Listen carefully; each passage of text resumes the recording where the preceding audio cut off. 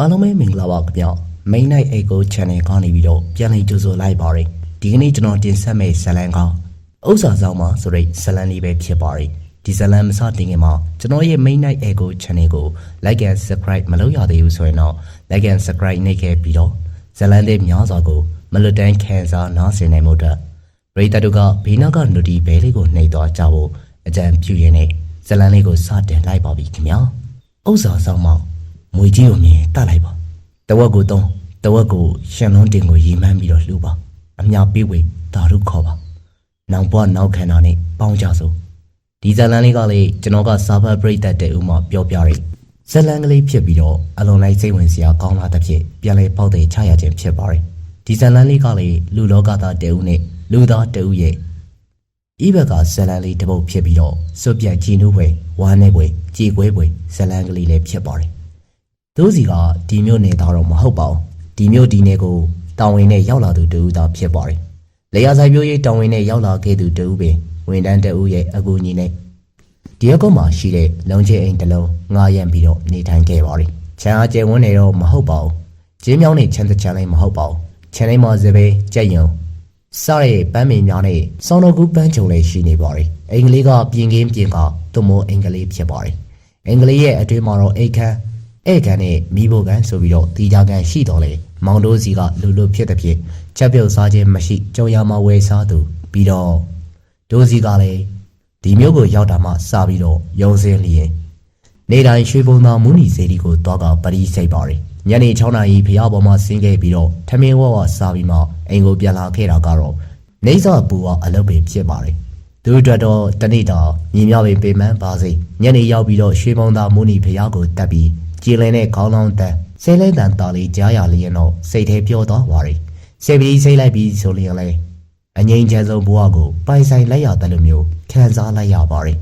အဲဒီလိုမျိုးနေစဉ်ဖျားကိုရောက်ခဲ့သည့်တိုးစီအတွက်ထူးခြားတဲ့နေတဲ့နေ့ကိုထိတွေ့ခံစားလိုက်ရပါရီအဲဒီနေ့ကတော့ထူးခြားတဲ့နေ့လားအချိန်ကညနေ6 နာရီအရှိမပေါ်ထွက်နေတဲ့နေမင်းကြီးကလည်းအနောက်စီကိုရှူတိုးဝင်သွားလေပါပြီဒါပေမဲ့အလင်းရောင်ကလည်းမစိတ်တုံသွားသေးပါဘူးကောင်းကင်ပြင်မှာတော့တိမ်မိန်လာဇာဗန်တို့ကပွင့်နေပါရီလေပြေကလည်းလေပဲတိုက်ခတ်နေပြီးတော့အိတ်တန်းပြန်ငှက်တို့အုံဖွဲ့ပြန်တန်းသွားကြတော့ကိုတွေ့ရပါရီမောင်တို့စီကလည်းဖျားဝေးပြုပရိစိတ်ပြီးရပြီးဤတို့ပြရတဲ့ကုသိုလ်အဖို့ဘာကတော့အားအတက်ပွေအောက်ဝေးစီရှိသမျှလူနတ်ပြမတတဝအပေါင်းတို့နဲ့အတူတူအဝင်းကျင်မှာရှိကြကုန်သောတတဝတို့အားအမြပေးဝေပါရီအမြရယူနိုင်ကြပါစေအမြပေးပါရီရှိသမျှတတဝါတို့ရကြပါစေကုသိုလ်ပြုသမျှအာဒီတာရုခေါ်ပါသည်တာဒုအဲ့လိုမျိုးအမြောက်ပေးဝေတာရုခေါ်ဆိုပြီးတဲ့နောက်မှာတော့ဒိုးစီကလည်းဖျားကိုဝတ်ပြုကြတော့ပါတယ်အဲ့ချိန်မှာပဲဒိုးစီရဲ့နှာခေါင်းထဲကိုတင်းပြန်တဲ့မွေးရနံတစ်ခုဒိုးဝင်မွေးရနံကလည်းတင်းပြန်နေပါတယ်ကြည်နူးစိတ်တင်းပြန်နေတဲ့မွေးရနံကြောင့်သူ့ရဲ့ရင်ထဲမှာချမ်းမြေ့တယ်လို့မျိုးခံစားလိုက်ရပါတယ်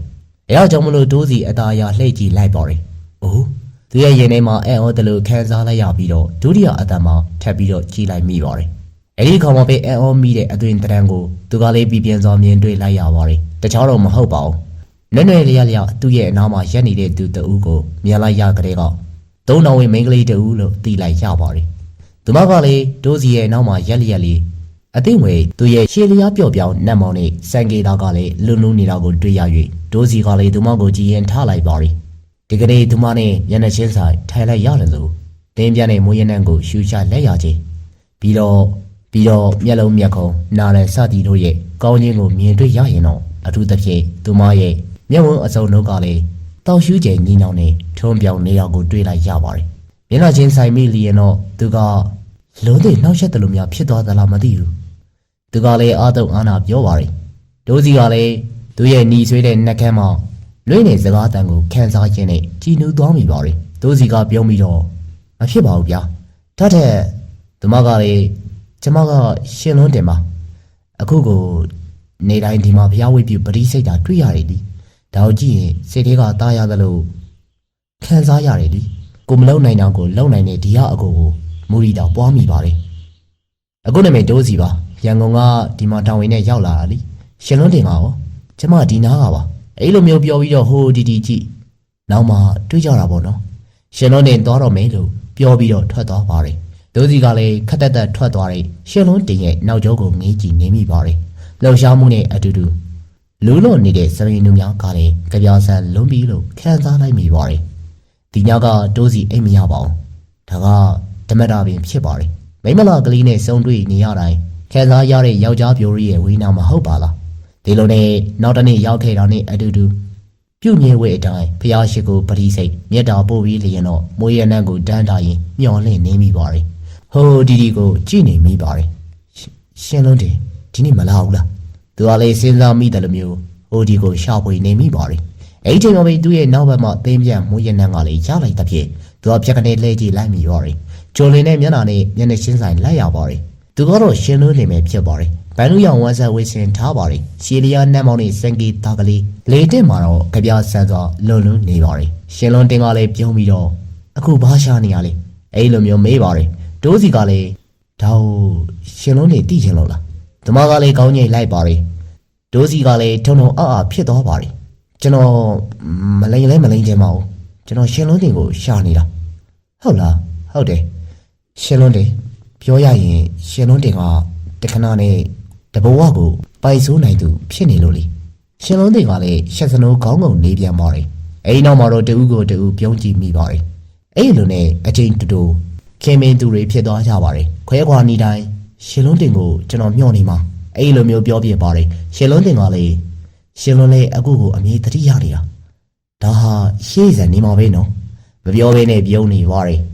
ဒီပြုံးတွေကလည်းနှလုံးသားတွေမှာမြုပ်နှံပြီးတော့ပြန်ခဲ့ရလေလောကစင်ကမှုတူကိုတူအတွေ့အမြင်များပြားလာပြီးဆိုရင်တော့ကျင်နာစိတ်တိုးဝင်ခဲ့တာကဓမ္မတာပင်ဖြစ်ပါတယ်ပုံစိုးတော်ကလည်းဒိုးစီနဲ့ရှင်လုံးတင်နေစဉ်တွေ့နေကြပြီးတော့နေရလောက်မတွေ့ရရင်တော့ရင်ထဲခံစားချက်တစ်မျိုးဖြစ်ခဲ့ရပါတယ်ခင်မင်ချင်းတဲ့ပူတဲ့အခြေတစ်ခုနှလုံးသားမှာစိုးမိုးနေပြီလို့သိခဲ့ရပါတယ်ဟုတ်တယ်ငါလုံးတင်ကိုချစ်နေမိပြီဒီကားတွေ့ရင်ငါလုံးတင်ကိုချစ်နေပြီလို့ပြောရမယ်ပြီးတော့လက်ထပ်မယ်ငါလုံးတင်ကိုချစ်တယ်လို့မခွဲနိုင်ဘူးဟုတ်တယ်အဲ့ချိန်မှာပဲနားလေလိုက်ပါပြီအဲ့ဒါကြောင့်မလို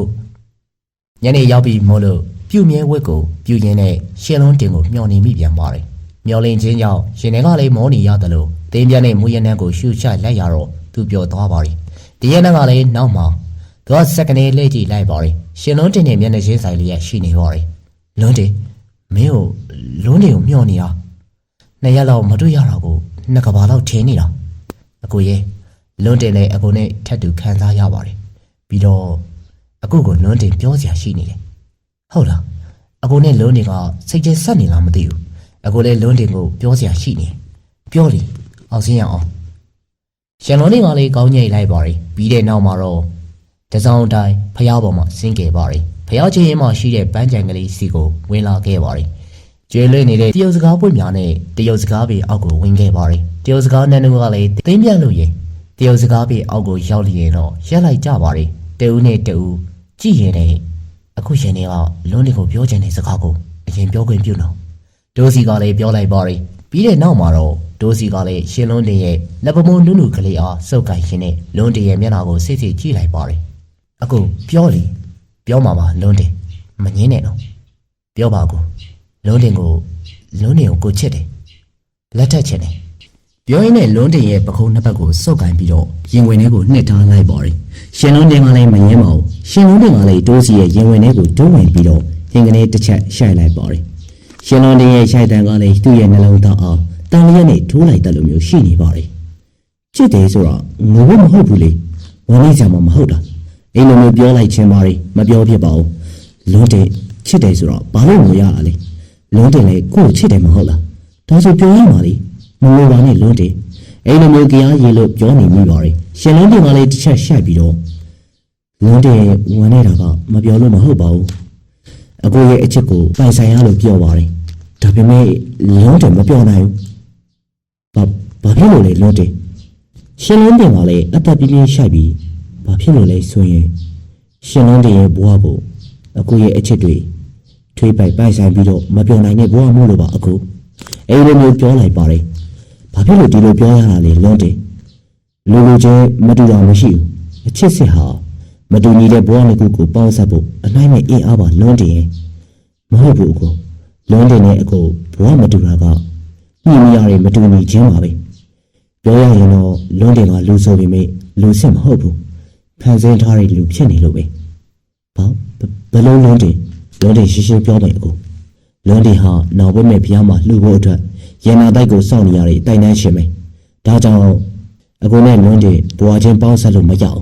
ပြီးတော့လွန်းတင်တို့ရဲ့တိုက်စရာအနောက်ရှက်ကြောင့်ပြောင်းရတော့မယ်ဒါကြောင့်အကိုကိုတွေ့ချင်ပေမဲ့လည်းမတွေ့နိုင်တော့တယ်လို့ဘွာချင်းပေါင်းဆက်ဖို့လည်းမလွယ်တော့ဘူးဒါကြောင့်ဒီဘွာဒီညပဲလို့သဘောထားရအောင်နော်လွန်းတင်ရဲ့ဒိုးစီကလည်းမပြောရမယ်မသိလူစင်စင်းမှာကြောက်ရွံ့ဖြစ်သွားတယ်လို့ထင်နေမိပါတယ်အဲ့ချိန်မှာပဲရှင်လွန်းတင်ကသူ့ရဲ့ရင်ထဲမှာပြေးထွက်သွားပါတယ်လွန်းတင်ရှင်လွန်းတင်လည်းမကြည့်ပါဘူးကြည်စမ်းပါဦးမျက်စိအောက်မှာပျောက်ချင်းမလို့ပျောက်သွားခဲ့ပါပြီအဲဒီနောက်ပိုင်းမှာတော့ဒိုးစီနဲ့ရှင်လွန်းတင်မတွေ့ကြရတော့ပါဘူးဒိုးစီကလည်းနေ့စဉ်စောင့်တော်လေရှင်လွန်းတင်ကရောက်မလာခဲ့ပါဘူးဖျားဝေးပြုပရိစိတ်မြတ်တာဖို့အမျှဝေးပြီးတော့တင်ရနဲ့မွေးရနဲ့ကိုရှူရှိုက်လိုက်ရသဖြင့်ဒိုးစီပြောသွားပါတယ်ဖြစ်ကလေးကြည့်လိုက်တော့ရုပ်တွေမမြင်ရပါဘူးလွန်းတင်မင်းရှောင်းနေရမဟုတ်လားမင်းကိုတွေ့ရသေးဒိုးစီကလည်းပြောပါတယ်မတွေ့ပါဘူးဒါပေမဲ့အတန်ကိုမူကြားနေရပါတယ်လွန်းတင်ကိုမတွေ့ချင်ပါနဲ့တော့ဒါပေမဲ့လွန်းတင်ပြောတဲ့စကားကိုတော့နားထောင်ပြီးတော့မှတ်ထားပါလွန်းတင်တို့လာခွင့်ညမှာတိုက်ပြောင်းရမယ်အခုဒီလိုတိုက်ပြောင်းတဲ့အခါမှာကြေးစီတန်တွေကြားရမယ်လဲသွန်းတန်တွေကြားရမယ်ဒီအချိန်အကိုထွက်လာခဲ့ပါဒီတန်တွေနဲ့အတူတူအကိုမွေးတကောင်ကိုတွေ့ရလိမ့်မယ်အကိုဒီလိုတွေ့ရင်အဲ့ဒီမွေကိုရိုက်တာလိုက်ပါဒါဆိုရင်အကိုများပြားတဲ့ရေနာတွေတွေ့ရလိမ့်မယ်ဒီလိုရေနာရရင်တဝက်ကိုအချစ်ဆုံးပေးတဲ့လက်ဆောင်ဖြစ်အကိုသုံးပြီးတော့တဝက်ကိုဖျားလို့ပါရှင်လွန်းတင်အတွက်အမျှပေးဝေတာတို့ခေါ်ပေးပါအကိုနဲ့ချစ်လွန်းတင်နောင်ဘွားမှာနောင်ခန္ဓာနဲ့ပေါင်းရပါစေအိမ်နောက်မှာတော့ဘာတမ်းမှမကြားရတော့ပါဘူးတင်းမြတ်မွေးတဲ့ရင်းနှံတာလေးမရှူရှိုက်ရတော့ပါဘူးလွန်းတင်ရဲ့လောက်ခွေညောင်မှာတော့ရှင်လွန်းတင်နဲ့ဝေးရပြီဆိုရဲအတီးကြောင့်သူ့ရဲ့နှလုံးတွေကြွေမော့ပြတ်သုံးတယ်လို့မျိုးခံစားနေရပါတယ်ရှင်လွန်းတင်နဲ့ဝေးကြရပြီဆိုရဲအတီးကြောင့်ပျော်ရွှင်မှုတွေစိတ်သုံးနေပါပြီဒါပေမဲ့သူပြောခဲ့တဲ့စကားတွေကိုတော့ကြားရောက်နေမိပါတယ်နောင်ဘနောင်ခန္ဓာနဲ့ပေါင်းကြရပါစေအောင်တယ်လားရှင်လွန်းတင်ရဲ့သူကလည်းယုံကြည်မရတယ်လို့မျိုးခံစားရပါတယ်ဒီလိုနဲ့လောက်ခွေညရောက်တာကိုအမှတ်ရမိပါတယ်ဘာမှလိုချင်တက်မှတ်မှုမရှိတော့လေချစ်သူစကားဖြစ်တဲ့ဖြစ်အလေးနဲ့ထားရပါတယ်ဒီညကလည်းအိမ်မရနက်နက်လေးအာယုံအချိန်အဲ့ဒီကြီးစီတန်လဲမောင်တန်တွေကြားနေရပါတယ်ဒိုးစီကလည်းအိမ်ထဲမှာပြေးထွက်ခဲ့ပါတယ်လေးအာယုံကျင်းဝမျိုးအလင်းရောင်မပြီးမပြင်းသေးပါဘူးလူသွားလာလေမရှိသေးပါဘူးအဲ့ဒီချိန်မှာပဲသူ့ရဲ့အရှိမောင်ကြီးမားတဲ့မွေကြီးတစ်ကောင်ကိုတွေ့လိုက်ရပါတယ်မွေကြီးကိုမြင်ရင်တတ်လိုက်ပါကိုတဝက်ကိုတုံးပြီးတော့တဝက်ကိုရှင်လွန်းတင်ကိုရီမန်းပြီးလှုပ်ပါအမြောက်ပေးဝေတာတို့ခေါ်ပါနောင်ဘွားနောင်ခန္ဓာနဲ့ပေါင်းကြပါစို့အဲ့ဒီစကားတွေကိုကြားနေမိပါတယ်သူတွေဝေနေရမှဖြက်ခနေကြည့်လိုက်တော့ပြည်ပြင်းစွာမြင်လိုက်ရပါတယ်မွေကြီးကလည်းတဖြည်းဖြည်းနဲ့မှုံဝါကအပီပဲပြည်ပြင်းနေပါတော့တယ်ဒီကောင်မဒိုးစီကမွေကြီးကိုရိုက်လိုက်မိပါတယ်အဲ့တော့နေတူသူရိုက်လိုက်တဲ့ဒီနေရာမှာမွေကြီးကပျောက်သွားပြီးတော့ရွှေတုံးတချို့ကိုတွေ့လိုက်ရပါတယ်ဒိုးစီကလည်းရွှေတုံးများအားကောက်ယူလာရင်းနဲ့ရင်ထဲမှာလှိုက်မောလာပါတယ်မြေရီတို့ကလည်းတွေ့ကြလာပါတယ်စိတ်ချရှင်လုံးတယ်ဒီရွှေတုံးတွေချုပ်ခွဲပြီးတော့ကိုရှင်လွန်းတင်အတွက်ရည်စူးပြီးအလူတန်းဒါနပြုပါမယ်ရှင်လွန်းတင်ဒါတို့ခေါ်နိုင်ပါစေနောင်ဘဝနောင်ခန္ဓာနဲ့ပေါင်းရဖို့အကိုမျှော်လင့်နေပါမယ်ရှင်လွန်းတင်ရဲ့ဟုတ်ကဲ့ပါခင်ဗျအခုနားဆင်ကြရတဲ့ဇလန်ကတော့ဥစ္စာဆောင်မှာဆိုတဲ့ဇလန်လေးပဲဖြစ်ပါတယ်ခင်ဗျဒီဇလန်ကိုအစကနေအဆုံးထိလိုက်ပါနားဆင်ပေးခဲ့ကြတဲ့ပရိသတ်တယောက်ချင်းစီတိုင်းကိုကျွန်တော်ကနေပြီးတော့ကျေးဇူးတင်ပါတယ်ပရိသတ်များတာယာချမ်းမြေ့တဲ့နေ့ရက်များစွာပိုင်ဆိုင်နိုင်ကြပါစေလို့ဆုမွန်ကောင်းများတောင်းပေးလိုက်ပါရခင်ဗျာ